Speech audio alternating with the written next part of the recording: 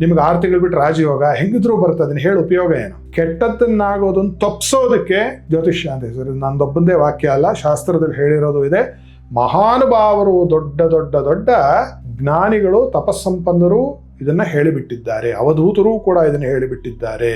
ಆದ್ದರಿಂದ ಜ್ಯೋತಿಷ್ಯ ಅಂದರೆ ಬರೀ ಯೋಗಗಳನ್ನು ಕೇಳ್ಕೊಂಡು ಅಯ್ಯೋ ಇಷ್ಟೇನಂತ ಹತಾಶ ಮನೋಭಾವದಿಂದ ಕೈ ಚೆಲ್ಲಿ ಕೂರ್ತಕ್ಕಂಥದ್ದಲ್ಲ.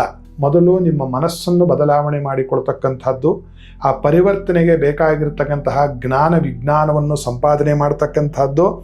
ಅದಕ್ಕೆ ಮನಸ್ಸು ಇಷ್ಟು ಗ್ರಹಿಸುವುದಕ್ಕೆ ಅಸಾಧ್ಯವಾದಾಗ ಅದಕ್ಕೆ ಬೇಕಾಗಿರ್ತಕ್ಕಂತಹ ಹಲವಾರು ಪರಿಹಾರಗಳು ಆಗಿರಬಹುದು. ಆವಾಗ ಅಲ್ಲಿ ಪೂಜೆ ಪುನಸ್ಕಾರಗಳು, ದಾನ ಧರ್ಮ, ಉಪವಾಸ, ದೇವತಾ ಸ್ತೋತ್ರ ಪಠನೆ, ಕ್ಷೇತ್ರ ದರ್ಶನ ಇತ್ಯಾದಿಗಳನ್ನು ಮಾಡತಕ್ಕಂಥದ್ದು ನಮಗೆ ಮಾನಸಿಕವಾದ ಆತ್ಮಸ್ಥೈರ್ಯವನ್ನು, ಆತ್ಮಬಲವನ್ನು ಕೊಟ್ಟು ನಮ್ಮ ಮನಸ್ಸು ದೃಢವಾಗಿ ಸಂಕಲ್ಪಬದ್ಧವಾಗಿರ್ತಕ್ಕಂಥದ್ದು ಮಾಡುತ್ತೆ. ಆವಾಗೇನಾಗುತ್ತೆ, ನಮ್ಮ ಜಾತಕದಲ್ಲಿ ಚಂದ್ರ ರವಿ ಸರಿ ಹೋದರು. ಚಂದ್ರ ರವಿ ಸರ್ವೇಗ್ರಹ ರವಿಚಂದ್ರ ವಶಗಾಹ ಅಂತ ನಾನು ಆಗಲೇ ಹೇಳಿದೆ.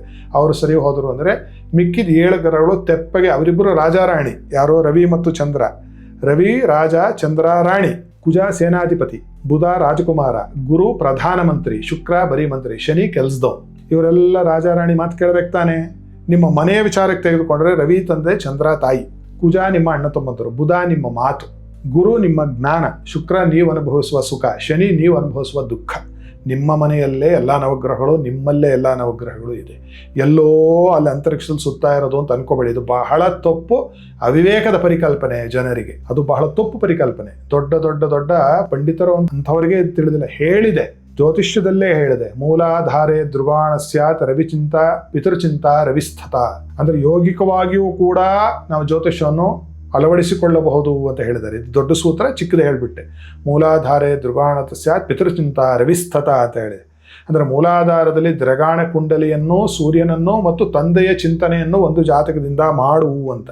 ಆ ಮೂಲಾಧಾರವನ್ನು ಸರಿ ಮಾಡೋದು ಹೇಗೆ ಅಂತ ಗೊತ್ತಿದ್ರೆ ಜ್ಯೋತಿಷ್ಯ ಹೇಳುವವನಿಗೆ ನಿಮ್ಮ ತಂದೆ, ನಿಮ್ಮ ಸೂರ್ಯ, ನಿಮ್ಮ ಮೂಲಾಧಾರ, ನಿಮ್ಮ ಮೂಳೆ, ನಿಮ್ಮ ಕೂದಲು, ನಿಮ್ಮ ಉಗುರು ಇಷ್ಟು ರಿಪೇರಿ ಆಗೋಯ್ತು ನಿಮ್ಮಲ್ಲೇ, ನಿಮ್ಮ ದೇಹದಲ್ಲಿ, ಮತ್ತು ಆತ್ಮಸ್ಥೈರ್ಯ ಹೆಚ್ಚಿ ಹೋಯಿತು. ಆ ರೀತಿಯಾಗಿ ಜ್ಯೋತಿಷ್ಯದಲ್ಲಿರ್ತಕ್ಕಂತಹ ಕೆಟ್ಟ ಯೋಗಗಳನ್ನು ರಾಜಯೋಗವಾಗಿ ಬದಲಾವಣೆ ಮಾಡಿಕೊಡ್ತಕ್ಕಂಥದ್ದು ಇಬ್ಬರ ಕೈಯಲ್ಲಿದೆ. ಸರಿಯಾದ ಜ್ಯೋತಿಷ್ಯವನ್ನು ಹೇಳ್ತಕ್ಕಂಥವರು ಮತ್ತು ಅವರು ಹೇಳಿದ್ದನ್ನು ಚಾಚೂ ತಪ್ಪದೆ ಪಾಲನೆ ಮಾಡ್ತಕ್ಕಂತಹ ನೀವು.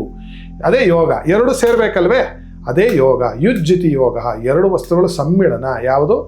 ಆ ಒಂದು ಜ್ಯೋತಿಷ್ಯದ ಜ್ಞಾನ ವಿಜ್ಞಾನ, ಅದನ್ನು ಕಾರ್ಯರೂಪಕ್ಕೆ ತರ್ತಕ್ಕಂತಹ ನಿಮ್ಮ ಪ್ರಯತ್ನಶೀಲತೆ. 2 ಆಯಿತು ಅಂತಂದರೆ ಎಂತಹ ಜಾತಕದಲ್ಲಿ ಕೆಟ್ಟ ಯೋಗ ಇದ್ದಾಗ್ಯೂ ಕೂಡ, ದುರ್ಯೋಗ ಇದ್ದಾಗ್ಯೂ ಅದನ್ನು ಸುಯೋಗವಾಗಿ ಮಾರ್ಪಾಡು ಮಾಡಿಕೊಳ್ಳಲಿಕ್ಕೆ ಸಾಧ್ಯ ಅಂತಕ್ಕಂಥದ್ದು.